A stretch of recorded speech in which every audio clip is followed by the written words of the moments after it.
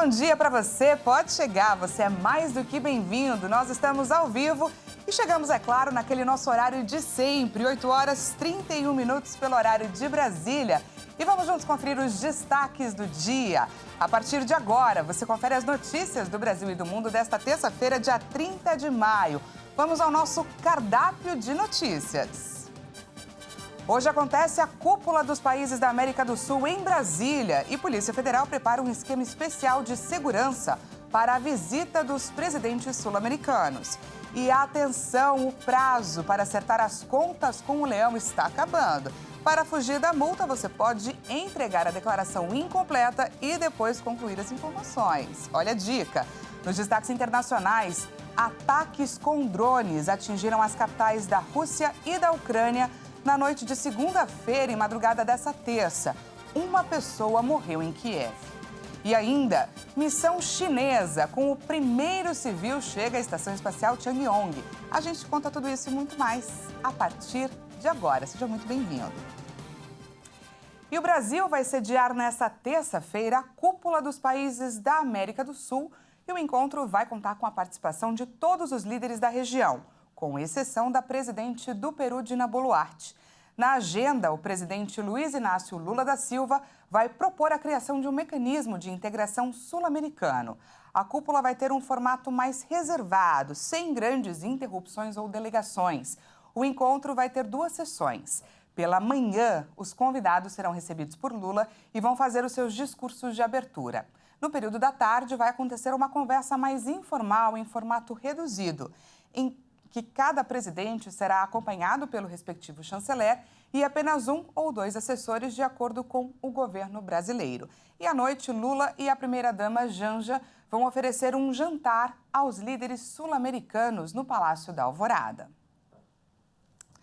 E com tantos chefes de Estado em Brasília, a Polícia Federal montou um esquema reforçado de segurança para os líderes sul-americanos. Vamos ver. O convite para a reunião foi feito pelo próprio presidente Lula, que tem como principal objetivo nesse encontro retomar a cooperação entre as nações do continente. O evento será dividido em 2 sessões. Durante a manhã, os convidados serão recebidos pelo presidente Lula e, na sequência, farão discursos de abertura. No período da tarde, está prevista uma conversa mais informal, em formato reduzido, em que cada presidente será acompanhado pelo respectivo chanceler e apenas 1 ou 2 assessores. À noite, os chefes de Estado e delegações serão recebidos por Lula e pela primeira-dama, Rosângela da Silva, em um jantar no Palácio da Alvorada, a residência oficial do presidente. Segundo o Ministério das Relações Exteriores, as principais pautas, além da integração, são em torno de questões comuns nas áreas de saúde, infraestrutura, energia, meio ambiente e combate ao crime organizado. Com tantos chefes do Estado na capital, a Polícia Federal montou um esquema reforçado de segurança aos líderes sul-americanos. A PF faz a segurança dos presidentes Alberto Fernandes, da Argentina, Luiz Arce, Bolívia, Gabriel Boric, do Chile, Gustavo Petro, da Colômbia, Guilherme Lasso, do Equador, Irfan Ali, da Guiana, Mário Abdu Benítez, do Paraguai, Chan Santoque, Suriname, Luiz Lacalle Pou, do Uruguai e Nicolás Maduro, da Venezuela. A atual presidente do Peru, Dina Boluarte, está impossibilitada de comparecer e está representada pelo presidente do Conselho de Ministros, Alberto Otarola, que também conta com seguranças da polícia. E os líderes dos partidos no Congresso vão se reunir nesta terça-feira para tentar chegar a um acordo para a aprovação da medida provisória que reestrutura os ministérios. A MP tem que ser aprovada até sexta-feira para não perder a validade. Se isso acontecer, uma das consequências é que 17 ministérios do governo Lula vão desaparecer. O governo de Luiz Inácio Lula da Silva tem a aprovação da medida provisória que reestrutura os ministérios como prioridade. O texto, diferente do apresentado pelo Executivo, tem que ser aprovado na Câmara dos Deputados e no Senado até quinta-feira para não perder o efeito. A pior situação para o governo seria a medida perder a validade. Com isso, 17 ministérios de Lula podem desaparecer. A aprovação, no entanto, ainda depende de um acordo entre os líderes partidários da Câmara. Por isso, eles se reúnem nesta terça-feira com o presidente da Câmara, Arthur Lira, para tratar do assunto. Os parlamentares também discutem a votação do projeto, que pode mudar o sistema de demarcação de terras indígenas. O governo tem pressa e nem mesmo as mudanças feitas no texto, que afetaram os ministérios do Meio Ambiente e dos Povos Indígenas, serão colocadas como empecilho para a aprovação da proposta. Outra preocupação do Executivo nesta semana é salvar o auxílio gás, que também está previsto em uma medida provisória que perde a validade nesta semana. A estratégia, neste caso, será a inclusão do benefício, que prevê o pagamento de 100% do botijão de 13 quilos para famílias de baixa renda, em uma outra medida provisória que institui o Bolsa Família. E a rodovia dos Bandeirantes amanheceu bloqueada na altura do quilômetro 20, em Jaraguá, na zona norte da capital paulista, na pista do sentido São Paulo. A manifestação, organizada por comunidades Guarani da capital e do litoral paulista, é contra o projeto de lei 490 de 2007, que teve a urgência aprovada na última quarta-feira e pode ser votado hoje na Câmara dos Deputados. Os indígenas atearam fogo na via em protesto à proposta que pode inviabilizar as demarcações de terras indígenas e enfraquecer a proteção de áreas já demarcadas. O ato provocou 4 quilômetros de lentidão na via. E olha só, o tic-tac está correndo, o prazo está se encerrando, termina amanhã, dia 31 de maio, o prazo para a declaração do imposto de renda. E olha só, quem não acertar as contas com o leão a tempo vai ter que pagar multa. O prazo para entregar a declaração do Imposto de Renda 2023 termina às 23 horas 59 minutos e 59 segundos desta quarta-feira. Quem está obrigado a entregar a declaração e não o fizer dentro desse limite, terá que pagar uma multa de, no mínimo, R$ 165,74 e, no máximo, 20% do imposto devido.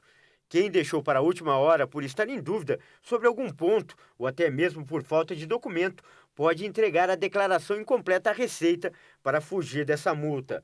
Mas deve completar as informações o quanto antes por meio de uma declaração retificadora, para evitar cair na malha fina. Uma dica é optar pela declaração pré-preenchida, que já vem com vários dados enviados à Receita Federal por empresas. De acordo com a Receita Federal, até o início da manhã desta segunda-feira, mais de 33 milhões de declarações haviam sido entregues. A expectativa é de que 39 milhões sejam entregues até o final do prazo. E quem faz parte dos 4 milhões de brasileiros que ainda não acertaram as contas com o leão, é preciso ter atenção redobrada, porque na luta contra o tempo, a pressa é a nossa maior inimiga. A Receita Federal emitiu um alerta sobre um novo tipo de golpe via e-mail que tem sido praticado por criminosos. O repórter Leonardo Félix traz para a gente mais informações. Segundo a nota publicada no site oficial da Receita Federal, os criminosos se apropriam do nome da instituição para dar credibilidade à fraude. Os golpistas se aproveitam da proximidade do prazo limite para a entrega da declaração de imposto de renda deste ano, para notificar as vítimas sobre eventuais erros. É disponibilizado um link às vítimas que as redireciona a um suposto arquivo PDF, onde são sugeridas informações detalhadas sobre o procedimento de reparo dos erros. É preciso ficar atento e não clicar em nenhum link. Os golpistas adotam expressões comuns utilizadas pela Receita Federal, como IRPF e contribuintes, para confundir o cidadão. No comunicado, a autarquia reforça que essas práticas criminosas têm se tornado cada vez mais sofisticadas para tentar obter informações fiscais, cadastrais e financeiras dos contribuintes, ou instalar programas nos computadores que captam e enviam informações pessoais. A Receita ressalta que não faz comunicação por e-mail ou via mensagem de texto para solicitar a correção de erros em declarações. É importante lembrar que o prazo para a entrega da declaração de imposto de renda deste ano termina na quarta-feira, dia 31 de maio. De São Paulo, Leonardo Félix. E o censo de 2022 finalmente está chegando ao final. Terminou neste domingo a apuração de dados e a coleta de informações em localidades onde a meta necessária não havia sido atingida. Agora a repórter Jaqueline Fonseca traz para a gente mais detalhes. O IBGE deve divulgar o resultado final do censo 2022 no final de junho. Segundo o Instituto Brasileiro de Geografia e Estatística, os dados definitivos da população brasileira serão publicados no dia 28 do mês que vem. A fase final de apuração de dados foi concluída neste domingo. A coleta do censo começou em agosto de 2022 e deveria ser concluída no mês de outubro, mas foi prorrogada várias vezes devido a uma série de problemas, terminando efetivamente em fevereiro deste ano. O censo de 2022 deveria ter sido realizado em 2020, mas foi adiado em função da pandemia. A contagem da população é realizada a cada 10 anos para conhecer o perfil social e demográfico do país, com o objetivo de elaborar políticas públicas.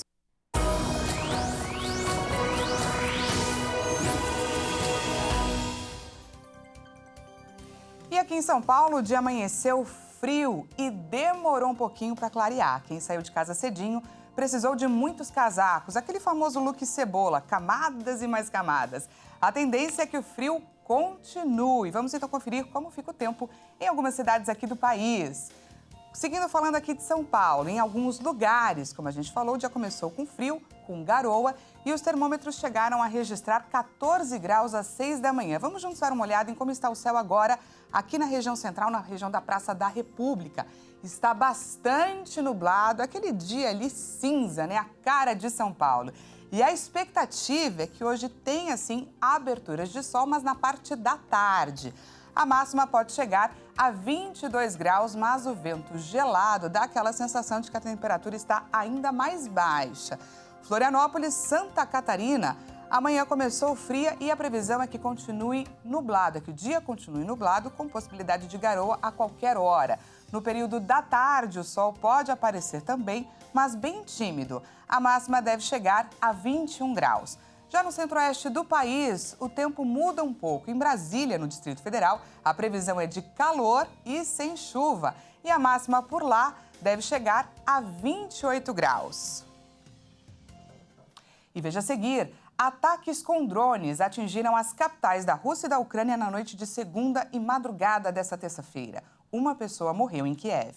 E ainda, missão chinesa com primeiro civil chega à estação espacial Tiangong. Nós voltamos já e já te contamos isso. Até mais!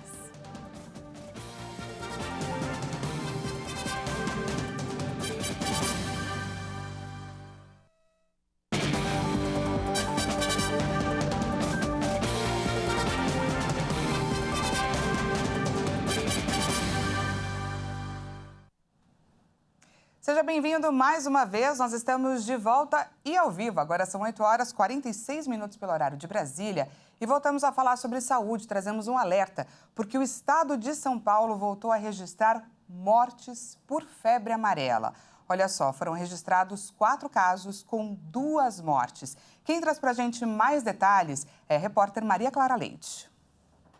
Segundo a Secretaria Estadual de Saúde, o estado de São Paulo não registrava casos de febre amarela desde 2020. Até que em janeiro deste ano aqui, um caso foi confirmado em Vargem Grande do Sul. Um homem de 73 anos que já está recuperado. Depois, em fevereiro, 2 casos foram confirmados no município de São Sebastião da Grama. Um paciente morreu e o outro se recuperou. O 4º caso aconteceu em abril, em São João da Boa Vista, com a morte do paciente. O vírus da febre amarela é transmitido pela picada de mosquitos transmissores infectados e a doença não é passada de pessoa para pessoa. Os primeiros sintomas são febre alta, calafrios, cansaço, dor de cabeça, dor muscular, náuseas e vômitos.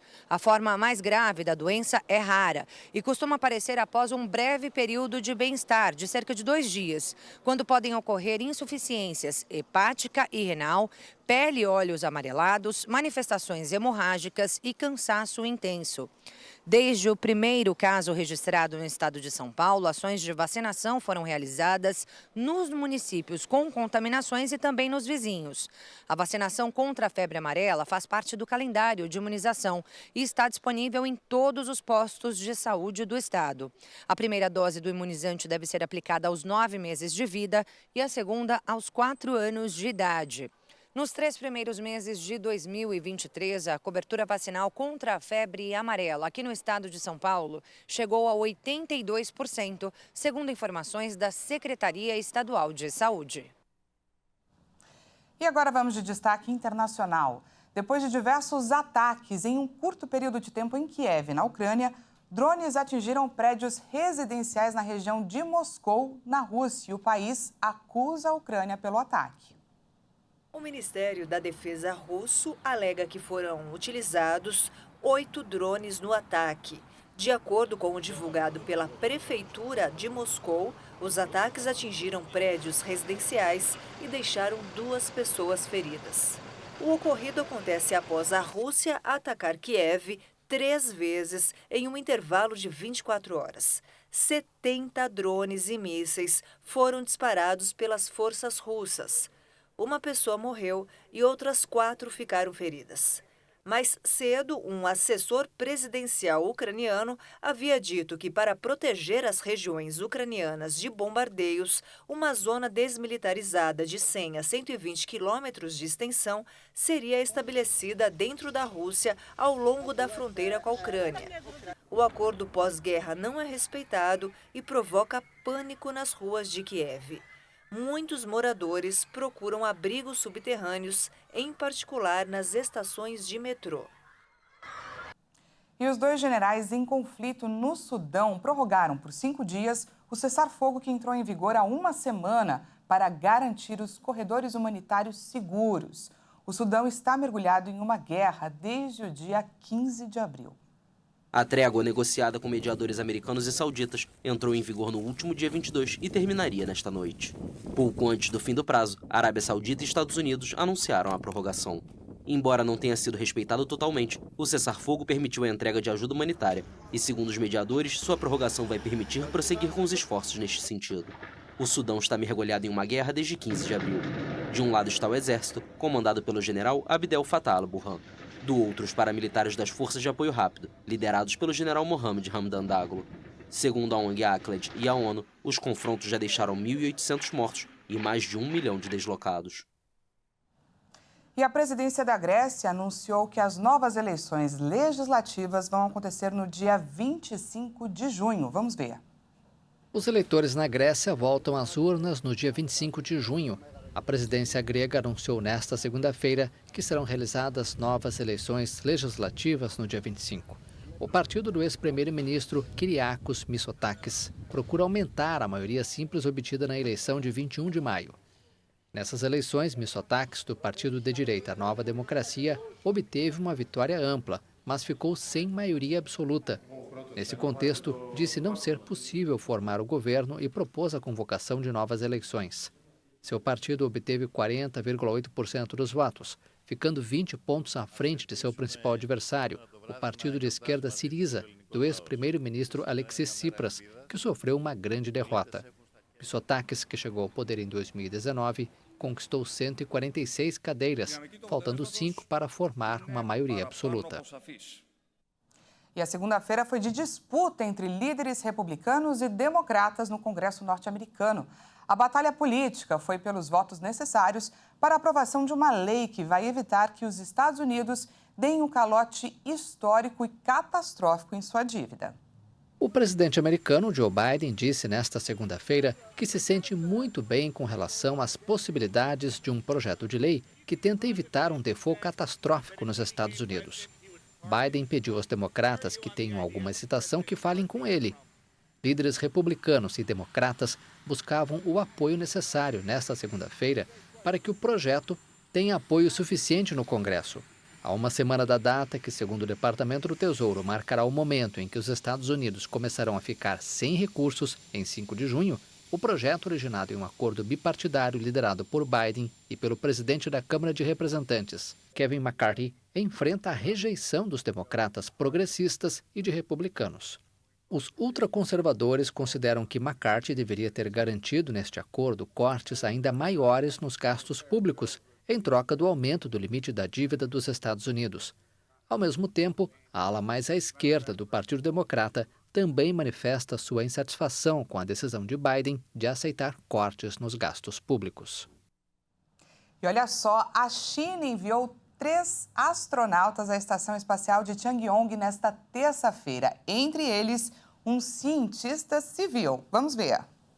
A China investiu bilhões de dólares em seu programa espacial administrado por militares em um esforço para alcançar os Estados Unidos e a Rússia. O gigante asiático enviou nesta terça-feira 3 astronautas à sua Estação Espacial de Tiangong. Entre eles está um astronauta civil. Até o momento, todos os astronautas chineses enviados ao espaço eram integrantes do Exército. A missão Shenzhou 16 decolou às 9 horas e 31 minutos pelo horário local, com destino à Estação Espacial. Liderando a missão está o comandante Jiang Haiping, em sua 4ª viagem ao espaço. Tiangong é a joia da coroa do programa espacial da China. O país também planeja construir uma base na Lua. A agência espacial pretende concretizar uma missão lunar tripulada até 2030.